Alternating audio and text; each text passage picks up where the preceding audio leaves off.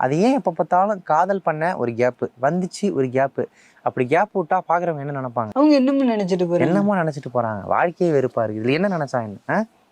Okay, மொத்தமா எத்தனை காதல் பண்ணிருப்பீங்க இது வரைக்கும்? ஆமா, ஒரு காதல் தான்.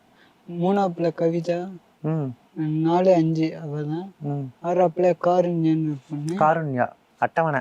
அவங்க பேர்லாம் சொல்றமே, வீட்டுல பார்த்தாலும் அடிக்க மாட்டாங்களா? அடிச்சிட்டு போறேன், வாங்கிட்டு போறேன். அதான் நான் விட்டு போனாலும் 6ஆவதுல உனக்கு முழுகணும். சொல்லுங்க.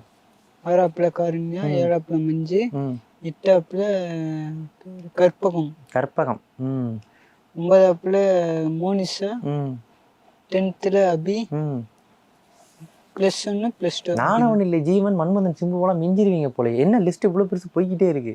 இப்ப கடைசியா யாரை காதலிச்சிங்க? கடைசியா புளியந்தோப்புல பேர் சொல்லாமன்னு தெரியல, நான் நாளைக்கு அந்த ஊருக்கு தான் போனோம். அப்ப இது வரைக்கும் சொன்ன பேர்லாம் இந்த ஊர்ல இல்ல, திரும்ப போக வேண்டிய அவசியம் இல்லை, திரும்பி பார்க்கணும்னு அவசியம் இல்லை. இவங்க பேரை சொல்லிட்டு திருப்பி நாளை கழிச்சு நான் புளியந்தோப்பு தான் போவேன். போயிட்டு அவர் அங்க போய் உதச்சிடக்கூடாது நம்மள. ஏன் பேர் அங்க வச்சுன்னு. அதனால அவங்க பேரை அவாய்ட் பண்ணிடலாம். எதுக்கு நமக்கு அடித்தடி? நம்மளே ரொம்ப வீக்கா இருக்கும். சண்டை யாராவது சண்டை போட்டிருக்காங்களா உங்கள்ட்ட வரைக்கும்? சண்டை என்னை அடிச்சிருக்காங்க. ஏன் அடிச்சாங்க தெரியல. ஏங்க, விட்டு போனா ஏன் தெரியலன்றீங்க, அடிச்சா ஏன் தெரியலன்றீங்க? எதுக்கு அடிக்கன்னு தெரியல, தப்பே பண்ணல. கேட்க வேண்டியதானே? திரும்ப கேட்டா திருப்பி இன்னைக்கிட்ட எடுத்து கேட்க திருப்பி அடிப்பேன். அதுக்கும் அடிக்கிறாங்க. அடிக்க வேண்டியதானே? திரும்ப அடிக்க உடம்புல சத்து இல்லையா? கரெக்டா சாப்பிட்றீங்களா இல்லையா? இன்னைக்கு இன்டர்வியூல நீங்க ஏதாவது சாப்பாடு எடுத்தா சாப்பிடுவேன். இன்டர்வியூல ஏதாவது சாப்பாடு கொடுத்தா சாப்பிடுவீங்க.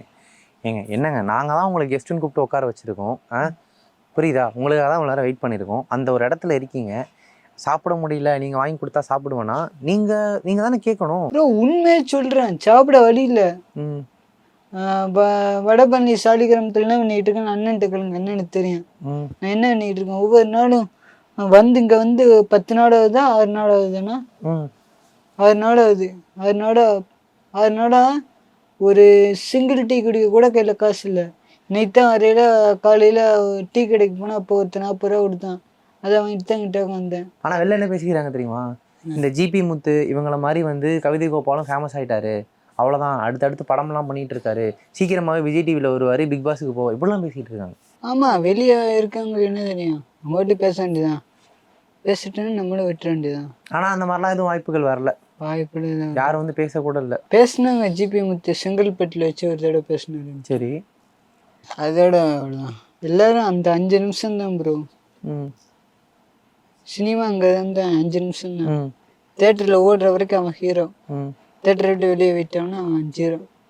சினிமா என்னைக்குமே ஹீரோ அப்படின்னா ஒரே ஒரு ஆள் தான் எனக்கு தெரிஞ்சு, மோடிஜி. ஏன்னா அவரு என்னைக்கு காந்தி, எவன் கையிலுமே காந்தி போட்டா இல்லாம இருக்காது. இப்ப கூட உங்க கையில காந்தி போட்டா இருக்கும், என் கையில இருக்கு காந்தி போட்டு. காந்தி ஹீரோ. வேற அம்பேத்கர் தெரியுங்களா? அம்பேத்கர் ஹீரோ. ஏன்னா அவர் உலகத்திலே அதிக சிலை யாருக்குன்னா அண்ணல் அம்பேத்கர் தான் இருக்கும், அவரு ஹீரோ. அவங்கதான் நிரந்தர அந்த பூமியில வாழ்ந்தாலும் மறைஞ்சாலும் வாழ்ற ஒரு ஹீரோ.